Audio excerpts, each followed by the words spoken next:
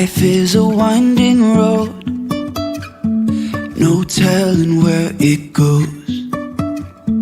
Driving through days and nights, won't stop for traffic lights. And I really wanna know, if I'll ever figure out where the road goes. Even if I'm falling down, I will keep on searching for my highs.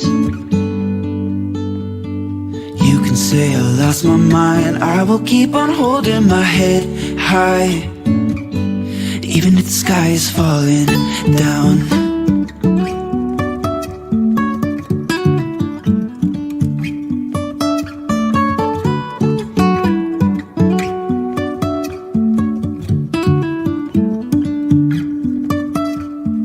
Jumping from cliffs so high, trusting our wings to fly.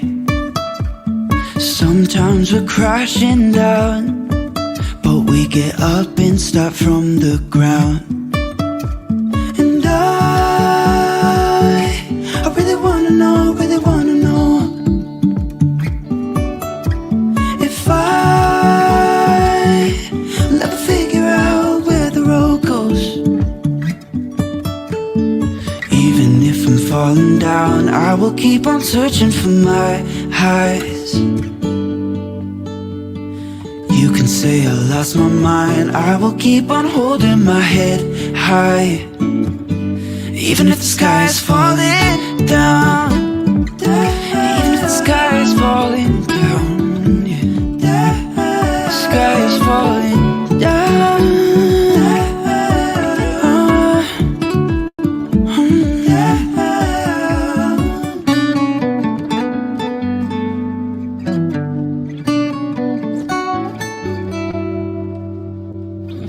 Even if the sky is falling down, even if the sky is falling down.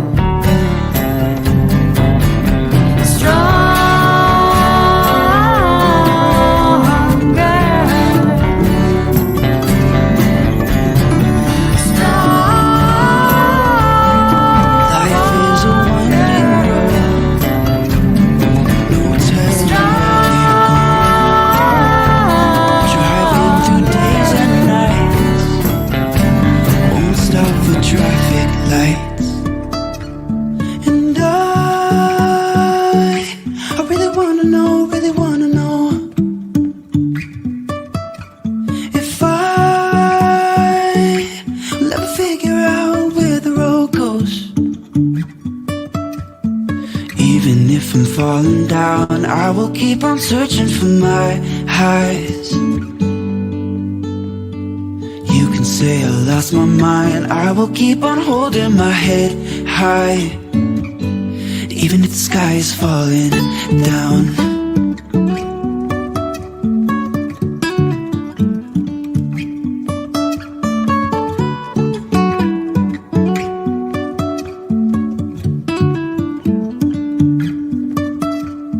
Jumping from cliffs so high, trusting our wings to fly.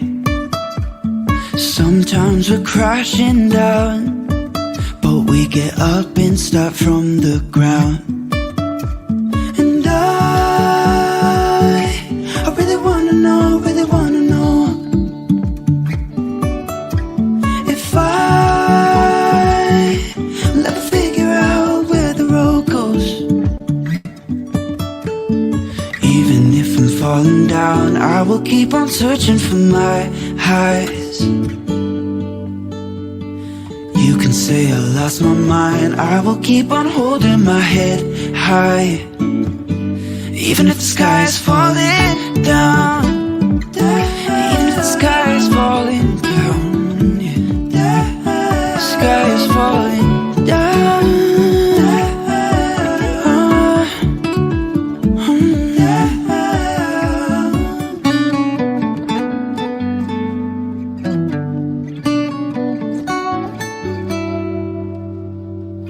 Even if the sky is falling down, even if the sky is falling down, yeah.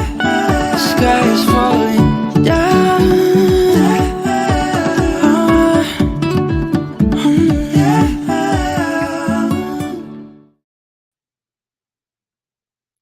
Good morning, everyone. Reverend Derek here, and welcome to the Love is Greater Than Fear Spiritual Center. Super excited to be back with you guys this Sunday. We had a talk last week, but I had some audio problem, and you guys did not get to hear my talk on Muhammad, which we'll do again next Sunday. Bear with me 1 second. Having some computer problems this morning while I try to get my slides. Hold on 1 second. For anyone who may be new, this is the Love is Greater Than Fear Spiritual Center. You can get more information about us over at loveisgreaterthanfear.org. Bear with me just 1 quick second. Actually, while that loads, we're just going to go ahead and do our morning prayer. So if you feel comfortable, I invite you to go ahead and bow your head, take a moment, and let's turn within.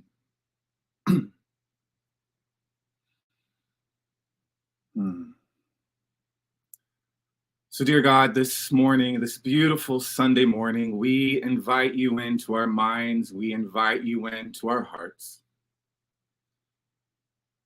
We know that you are already here, but we also know how important that invitation is to experiencing your light of understanding this morning. So we invite that light of spiritual understanding into our minds, into our hearts. We ask that you be with us this morning, that you guide our conversation, that you fill us with grace, you fill us with joy. Dear God, I ask that you bless everyone who is watching now, who will join us later, and everyone who will watch a replay, knowing that they will get whatever they came looking for today. Whatever their miracle might be, dear God, let's guide this conversation in a way that miracles can be experienced for everyone joining us this morning.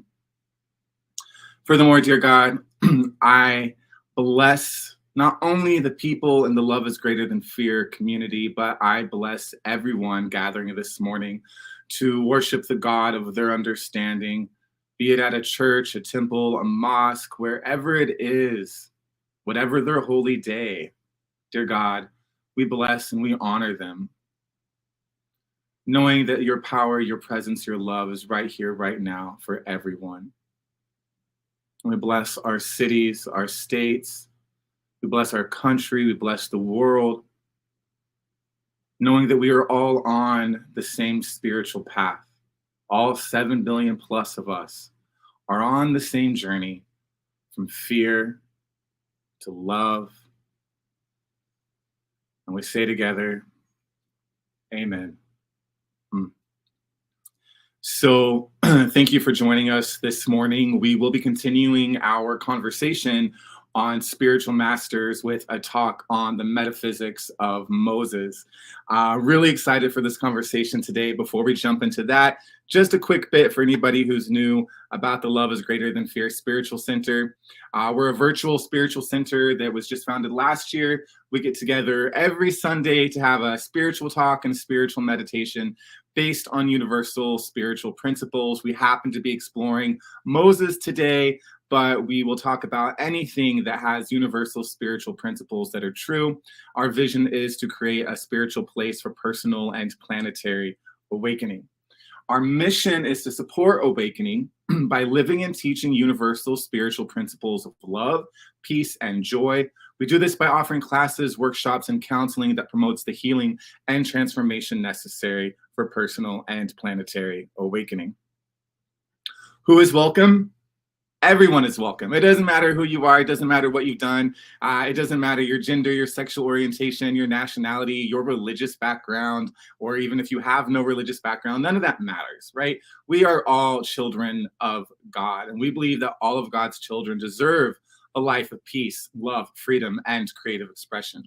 We also believe in the dismantling of the thought system of fear that would hinder any person's purpose on earth. We believe, well, I can't see my last slide. We believe in love and equality for all. Now, we reject the idea that there is only one path to God. We celebrate every life. We believe we are stronger together. We believe prayer and meditation can transform any life. And we believe that love is greater than fear. Join me this morning in saying, give me 1 second, guys. I'm having computer issues. Okay. Join me this morning in saying our spiritual declaration together. I surrender this day to God that he may lead me to deeper peace, greater love, and fuller life expression. I surrender all my fears and desires to him. I ask that he show me the path from fear to love. Amen. Just a couple quick announcements. If you are a student of A Course in Miracles, I encourage you to join our weekly discussion group. We're doing these every Tuesdays at 6. They started last Tuesday. We had a great conversation together. Doesn't matter if you're new to A Course in Miracles or you've been at it a long time, spiritual principles don't change. The further along you get on your spiritual path, the principles are still exactly the same. So no matter where you are on that path, take some time, join us. All right. So this morning, here in a couple of minutes, we're going to start our talk about Moses, the metaphysics of Moses. I'm really excited to talk about him. I hadn't really explored him in a while, so I spent a lot of this week going back and revisiting him. Now, before we dive into the talk, I do have a song I'm going to play for you guys this morning. I want to play the song for you because I feel that the talks are a little bit richer when we have some music. I wish we were meeting in person to hear some great music together, but we're not yet. So I have a song I'm going to play for you guys from legendary 90s folk pop singer Jewel. She always is singing about spirituality. I'm going to see her live tonight here in Phoenix, so I'm super excited. And I am going to play one of her songs for us this morning. Give me 1 quick second.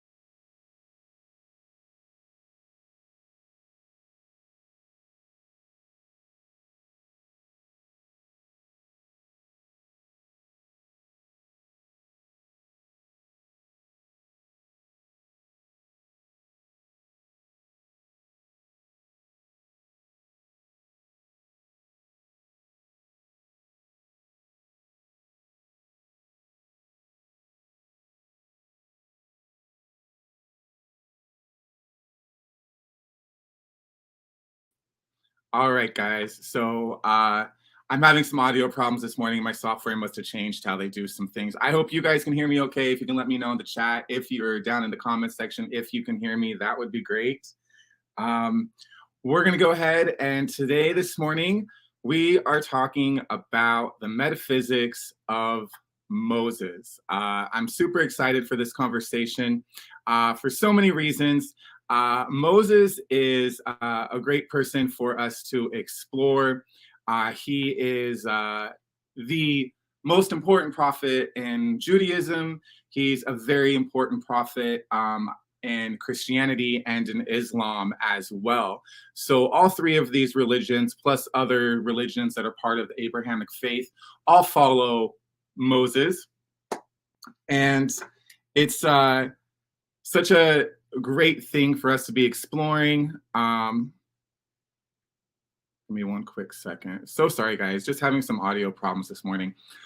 So we're going to dive into Moses this morning. Now, the past couple of weeks, we've talked about Jesus. We've got to talk about Buddha. We've got to talk about Muhammad coming up. Why are we exploring these spiritual masters? First, I think it's fun. I think it's really fun to explore a lot of these people. And on top of that, it's interesting. And I said this the past couple weeks. You can take these stories of these spiritual masters, and if you want them to just be like A Course in Miracles might call them like toys, if you just want them to be a story that's, that you treat like a toy and don't really think about too deeply, like the story of Jesus, you might revisit it every Christmas, but you might not really think about it. And that's fine. If you do that, then all the power they will have is the power of a toy. But if you explore these stories and see them from a deeper, more metaphysical perspective, then you see how powerful these stories actually can be. So, give me 1 second. So, let's talk about Moses this morning. Now, what's interesting is once a year in Judaism, they get together and they talk about, during Passover, they explore the story of Moses. Now, the story never changes, right? It's the same story they've been telling for thousands of years. It never changes. But every time we hear this story, and at least for me, every time I learn a new story or revisit an old story, something else happens in my mind. And it's really important to me, especially as a minister, to be able to take something from these stories that I can then apply to my life. And for me, that's true whether I'm watching like Superman, a superhero related thing, or whether I'm reading about Jesus or Moses, Muhammad, Harry Potter, whatever it might be. It's really important to me that when I spend that much time going into a story, that I walk away with a better understanding of myself and of other people.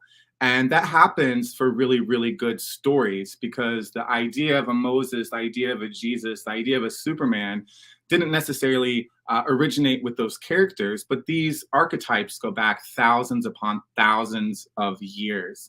So let's talk about Moses this morning. So a couple of things, let's see. So Moses was born into Hebrew slavery. His mother and father were both Egyptian slaves. So we're going back to approximately 1571 in ancient Egypt. That's when historians have decided that's the time that they think that either Moses lived or a Moses-like character really did exist.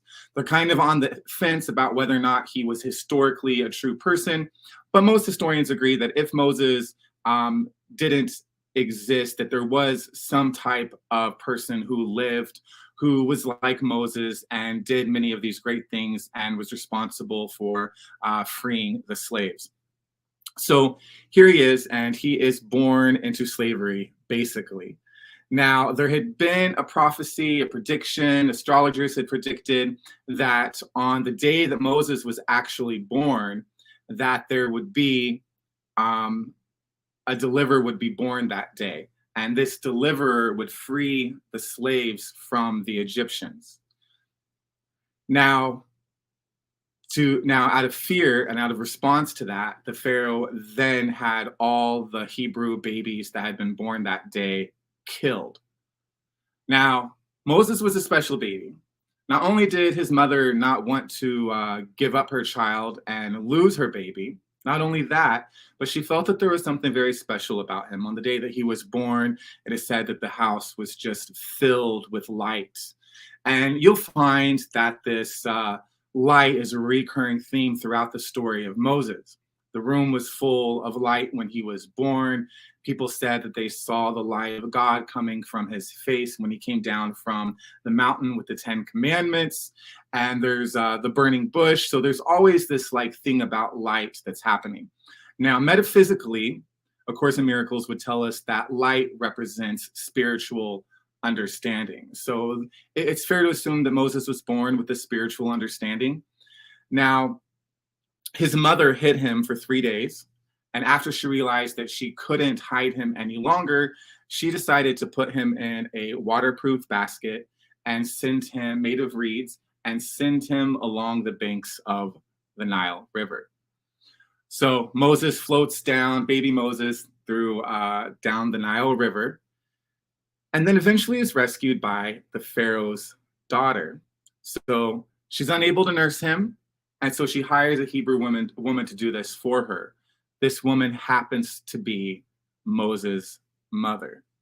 So I find that very fascinating that, here she is afraid of losing her child, and then he ends up having two incredible women as mothers and living a life of privilege.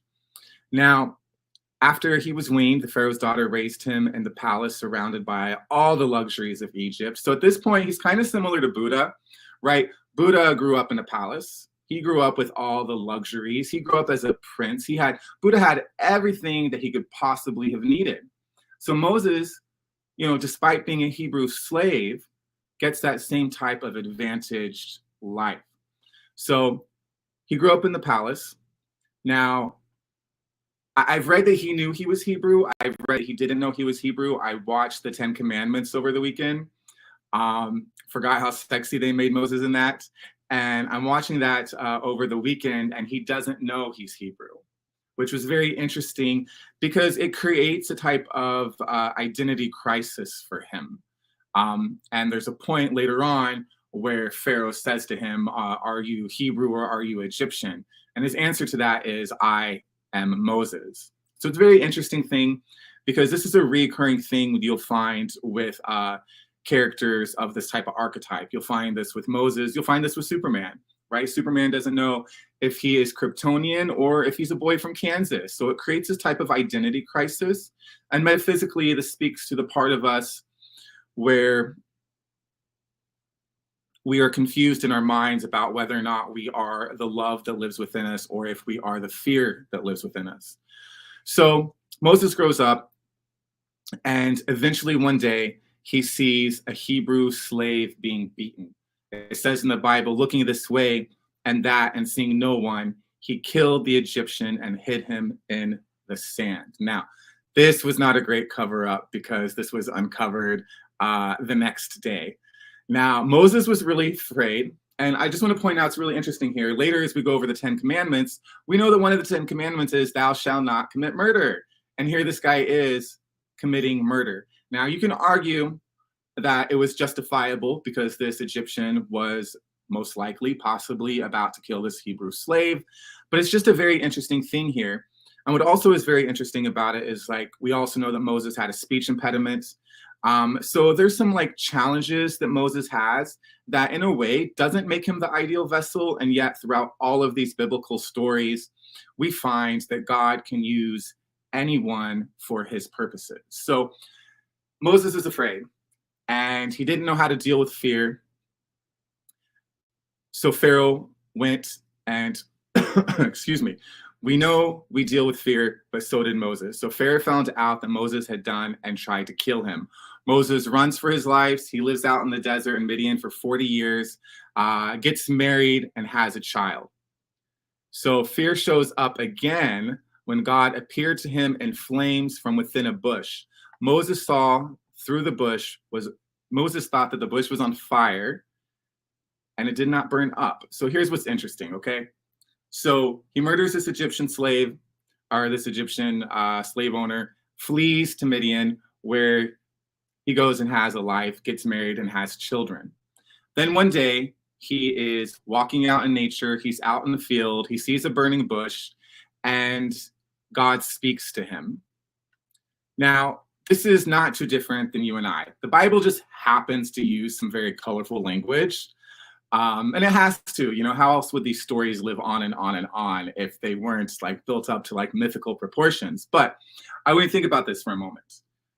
Those of you watching this who are into spirituality probably have had experiences where you're walking out in nature, maybe not in Arizona lately, but you're walking out in nature, and in the serenity of it and of the calmness of it, you have an epiphany. How many times does that happen to you? And we know the spiritual awakening happens for us one epiphany after another. So there Moses is. There's the burning bush, and God speaks to him. And God tells him that he wants him to go rescue the Hebrews from Egypt. Now, Moses, once again, is afraid, and he gives excuse after excuse to God on why he shouldn't choose him. And part of that being that he stutters. Moses tells God, please send someone else. And God didn't want to send someone else, and he did get angry with Moses. So he says to him, who am I that I should go unto Pharaoh and that I should bring forth the children of Israel out of Egypt? Now, God rebukes him first and foremost for doubting his choice of Moses as a vessel. On top of that, he gives him the staff, his rod, to provide him wondrous powers to achieve his goal. And then also because Moses wasn't eloquent in how he spoke, and he did stutter, he gave him his brother to be his mouthpiece throughout his journey. Now, it's interesting, this whole part of Moses's journey. Now, if you are familiar with mythology and the archetypes of the hero's journey, this is very common that the hero refuses the call. If you think back to Star Wars, when Luke first learns of his Jedi nature and has this opportunity to go on this grand adventure, he says no, right? And this is very common. Superman has his experiences where he hears the call and he refuses. And we make excuses for ourselves. We don't think we're very special. We don't think we're very different. But what A Course in Miracles would ask us is, do you really think that God would give you an assignment and a purpose, place something before you and say for you to go do this, and not give you what was necessary for the trip, not give you the staff, not give you the mouthpiece, not provide the money, not provide the way, not provide the connections? Do you really think that God is going to say to you, hey, this is what I want you to do, and not provide for it? But this is type of like human nature, human habit to refuse this call.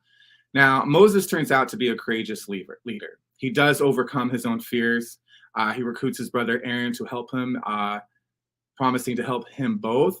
Moses did rise to the challenge, and through the long story of the 10 plagues and the Pharaoh's opposition, he does lead the Hebrews out of Egypt. The movie is just so beautiful. I love it. It's just so much fun. It's exciting.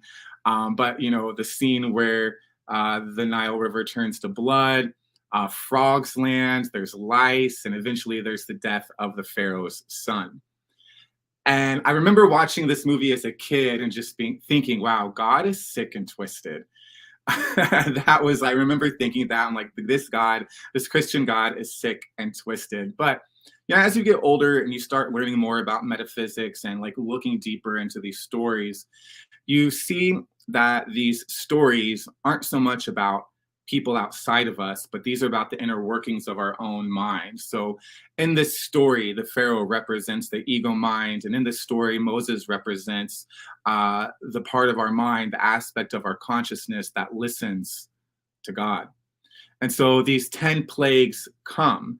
And what these 10 plagues really represent is how when we actually have a quote for you guys. Let's see.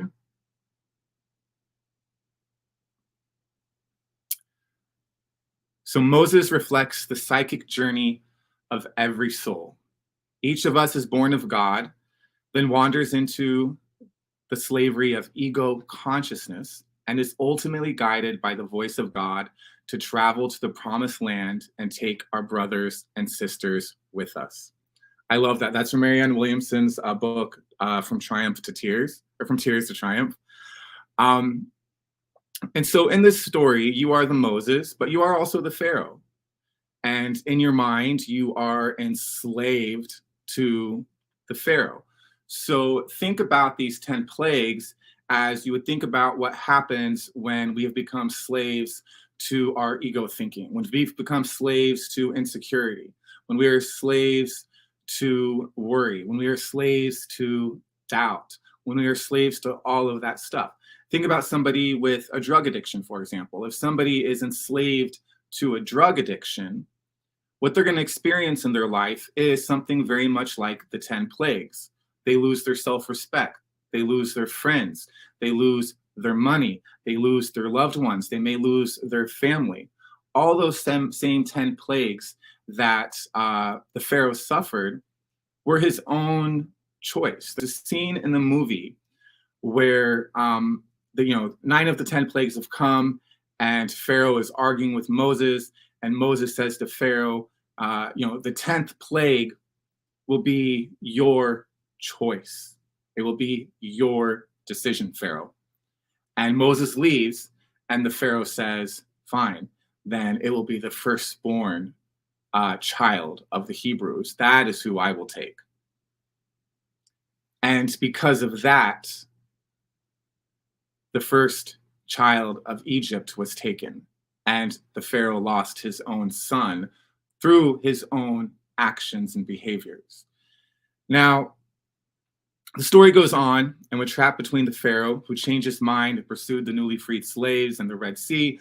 Moses tells the people, do not be afraid, stand firm, and you will see the deliverance the Lord will bring you today. He then prophesies that the Egyptians you see today will never see you again. And he was right. Moses leads them through the Red Sea on dry ground by the power of God.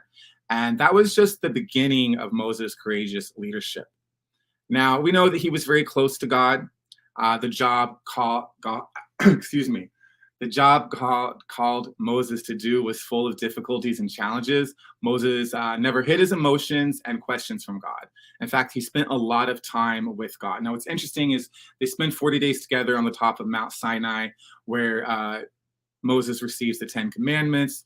The Jews also wandered through the desert for 40 years. I remember when I was watching the movie last week, I was just thinking, I was just in Israel, and I'm pretty sure it doesn't take 40 years to get from Egypt to Israel or wherever they were going.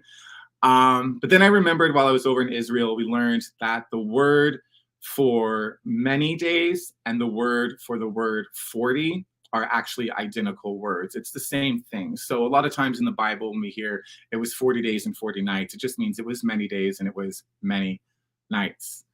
So I'm sure you know the story.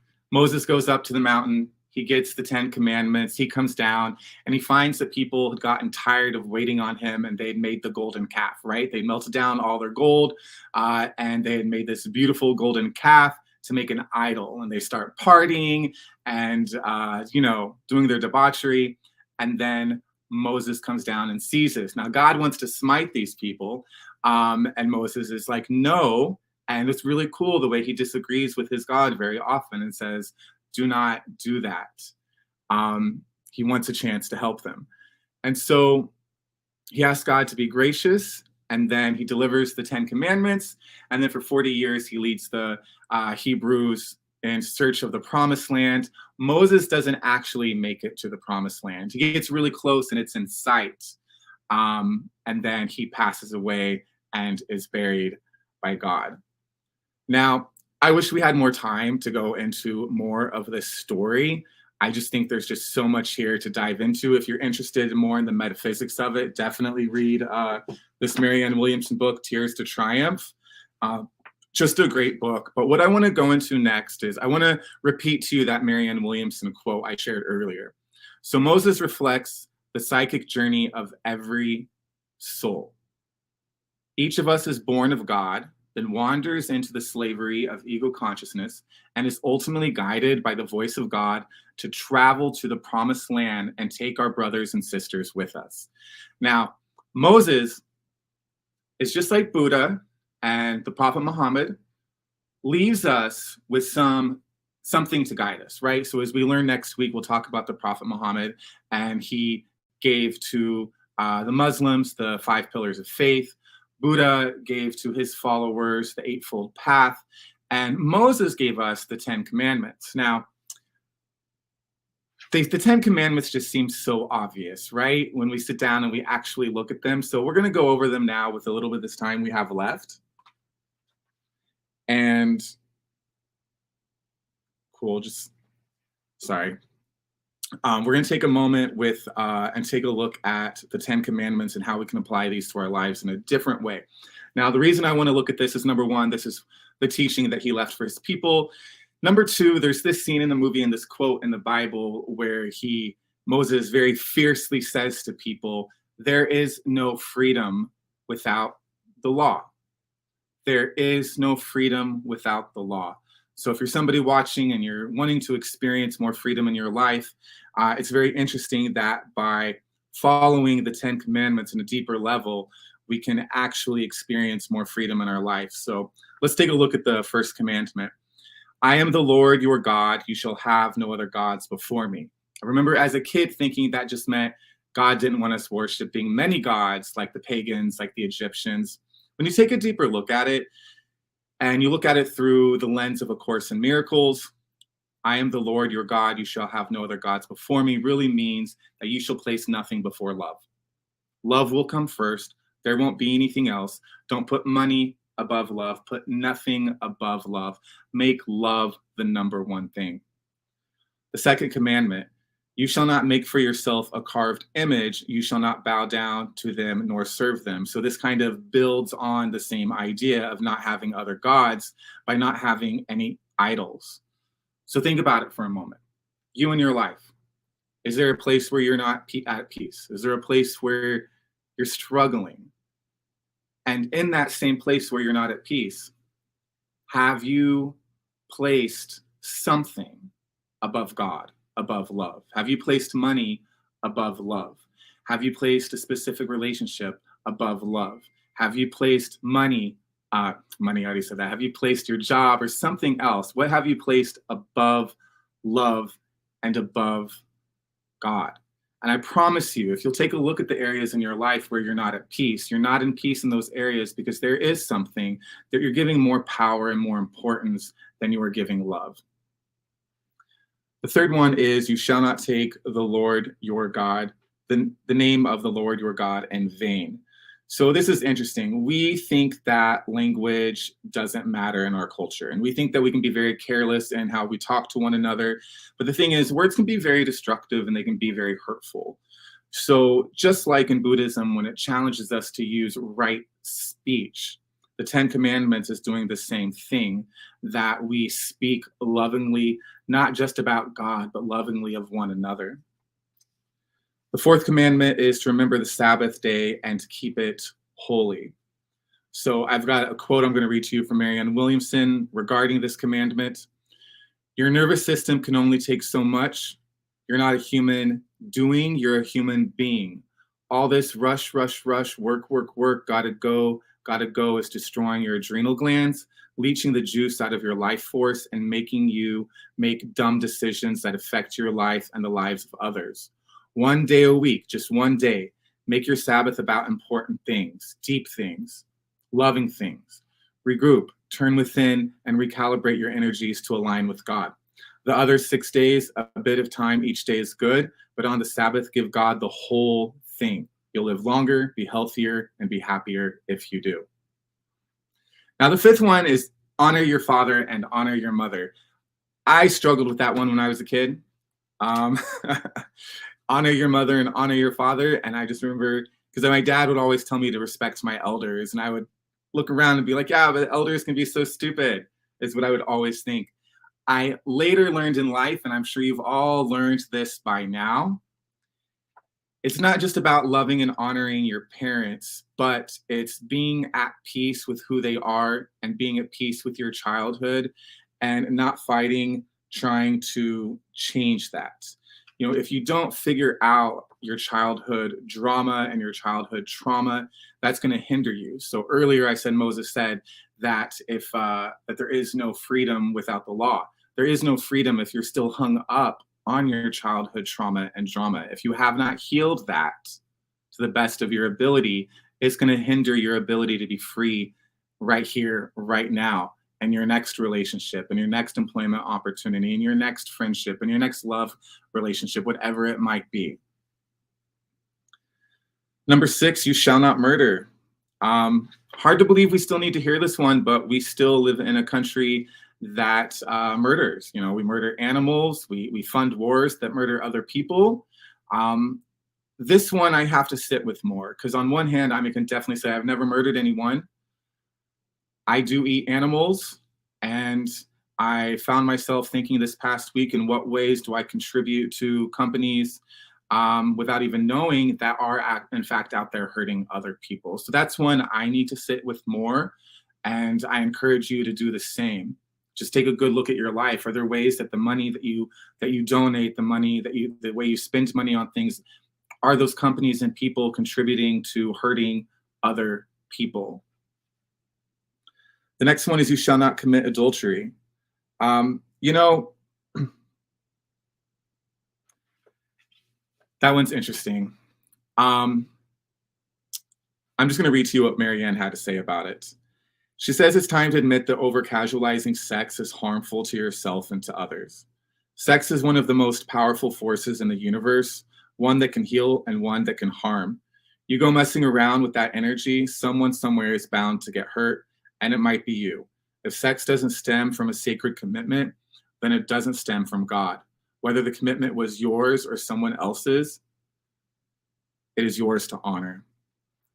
Number 8, you shall not steal. Once again, just amazing that we need to be reminded of this, but we should not steal. And maybe you and I as individuals are not stealing, but what about the nations and the corporations that are all out there stealing today? Number 9, you shall not bear false witness against your neighbor. This one goes back to, once again, that words have power. So don't gossip, don't slander, don't hate speech. This goes down to not lying as well. So thou shalt not lie. I want to talk about that for a second. So I think at this point, I'm going to assume for most of us here watching this morning that we're not out there lying to people, or at least I hope not. But here's where I find that I'm guilty, is that I don't necessarily lie to people, but I won't be as honest as I could be. And that's usually for me, it's about, I won't be as honest as I could be about my feelings, about my emotions, and about my thoughts. And I find myself doing that as a defense mechanism, that I just don't want to be that open with somebody very often. There's a Lauryn Hill song where she sings, how's it go? Everyday people, they will lie to themselves, they will lie to you, and they will lie to God. And I think that's, like, for me, the metaphysical direction to take with thou shalt not lie is, am I sober-minded enough that I even know the truth of what's going on with me, that I even know the truth of this situation? Am I sober-minded enough that I even know that I can know that I'm not lying to people? So that's another one. I invite you to come back to this and review this stuff throughout the week. And last but not least, you shall not covet. So here's the thing. God made the universe infinitely abundant. You don't need to be jealous or envious of what someone else has, because God has given the same things to all of us. And so again, the 10 commandments are just reminding us right then, right there, there's nothing your neighbor has that you don't have on a spiritual basis and that you can't achieve in your life. So I really love the story of Moses. I wish we had more time to talk more about it. And I strongly encourage you, if you have the chance and you have 3.5 hours, to rewatch the 1956 film. They've remastered it, and it was just an incredible journey learning more about Moses. taking a deeper dive into the 10 Commandments and realizing that the 10 Commandments are so similar to the Eightfold Path of Buddhism. You know, there is only one God, and there's many paths to him. And along the path and along the journey from fear to love, you're going to find that everybody learns the same things. You know, as you and I are learning to turn away from our ego and towards our soul, you must at some point learn how important right speech is. You must at some point learn that it does you no good to envy what other people have. At some point you learn that when you give anything more importance than love and God and healing and all the great things that should be important in your life, when you put things above that it causes you pain and it causes you suffering.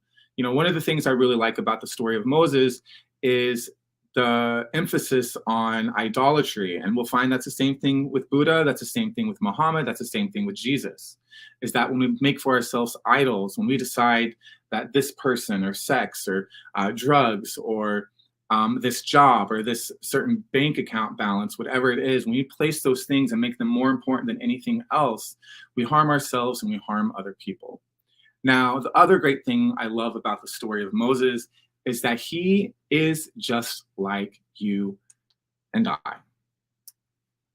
And he's just like you and I in the sense that he had an exodus, right? His job was to lead the Hebrews out of slavery in Egypt to the promised land. He represents a very powerful archetype. You'll find his type of character. I mentioned Luke Skywalker earlier, but you also find that he's very similar to like the wizard that you might see in like a Harry Potter movie, this wise person that is guiding the younger people from fear to love, from Egypt to the promised land. And the way that he's just like you and I, though, is that he didn't feel he was the best to answer that call. A Course in Miracles reminds us that every single one of us are called, very few choose to listen. Now, Moses, when he got the call that he was supposed to take the Hebrews out of Egypt into the promised land, he said no. He's like, no, why me? He's like, I got a speech impediment. There's nothing special about me. Like, please choose someone else. Just like Jesus did in the Garden of Gethsemane, was take this from me, give this to someone else. And God came back at him with, how are you doubting my choice for you? And why are you doubting that I would give you what you need for this journey? So I ask you, as you go into this week, to take a look at your personal exodus, to take a look at your own journey from fear to love, your own journey out of your suffering. And I ask you, are you listening? Are you spending time in meditation? Are you spending time in prayer out in nature? Are you quieting your mind so that you can hear the voice for God speaking to you? Because the voice for God doesn't just tell you that you are love and you are perfection and you are peace and you are all those wonderful things that are true. It's also giving you direction. It's telling you where to go. It's telling you who to be. It's telling you what to say, and it's telling you to whom to say it. And that is happening at all times. I think of God a lot like a song. It is a song that is playing throughout the entire cosmos 24/7. And either you're tuned into it and you're listening to it, or you're not. And if you're not, it's probably because your life is too noisy and you're too distracted. But if you will listen to that, if you will relax your mind, relax your heart, go into your meditation, do your serious spiritual practices, that voice will remind you who you are. It will remind you of why you're here, and it will tell you so clearly what to do, and it will pave that way for you, just as it did for Moses. Now, we're going to go ahead and with that, take that into our morning prayer. So if you feel comfortable, go ahead and close your eyes and let's just turn within. So, dear God, I recognize this morning how powerful you are. Your infinite wisdom, your infinite peace, your infinite joy, that you exist deep within every sentient being, every man, every woman, every child, every creature, that you exist within them as the perfection of their soul.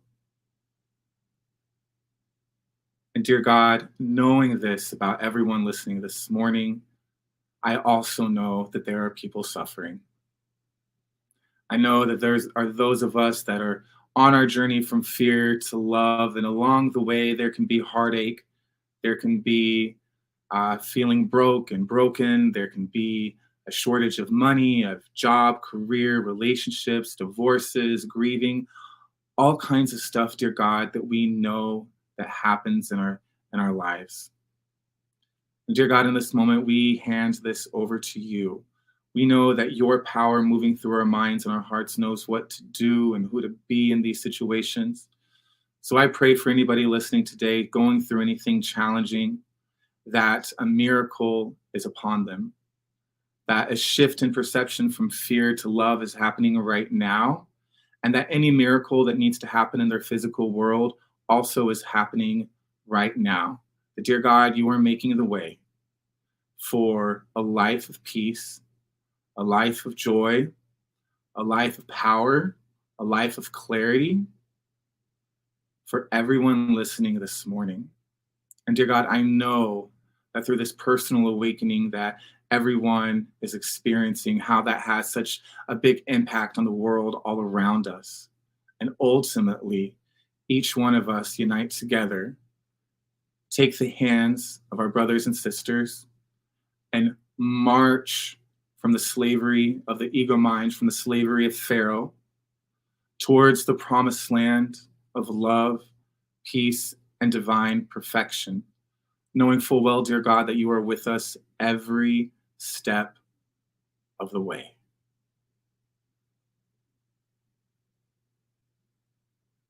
And together we say, Amen. So thank you for joining us this morning. Just a quick reminder for anybody, whoops, wrong one. Man, technology this morning for me. Okay. Just a quick reminder for any of you who might need a little extra spiritual guidance this week.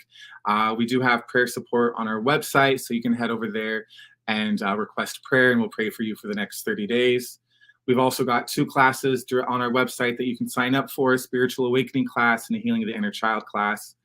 And then also, we do have our counseling on our website as well. And then also our weekly discussion group. So we'll be getting together this Tuesday at 6 o'clock again. You should be receiving emails letting you know about that and what we'll be reading and going over and how to join the weekly study group as well. You can also find us on social media. Well, obviously, if you're watching, you're on social media, but be sure to like, comment, share, subscribe, all that fun stuff. There's probably somebody on your timeline today who needed to hear this talk or a talk like this. So be sure to share it so that they can hear the message as well. And last but not least, 2 quick things. Next Sunday, we're going to be talking about the life of Muhammad. Super excited to talk to you guys about this. Here in America, we're not as familiar with Islam and Muhammad as I believe that we should be. Not that you need to convert into Islam, but the better we understand Judaism, Christianity, Buddhism, and Islam, and all these different faiths, and even non-faiths, the more we understand them, the more we're going to understand our brothers and sisters. And that is always a great thing, the more we can understand one another. Now, as you guys know, our spiritual center relies entirely on your generous donations. So if you feel so called, if you feel served by today's message and you want to donate financially, you can go over to PayPal and type in @LoveIsGreaterCenter. I'll post the link in the comments below here shortly. @LoveIsGreaterCenter. Your financial contributions go to a variety of things. It helps us with the website. It helps us with the streaming softwares. It helps us with our nonprofit status. It also helps us with just a variety of things that it takes to get the center going.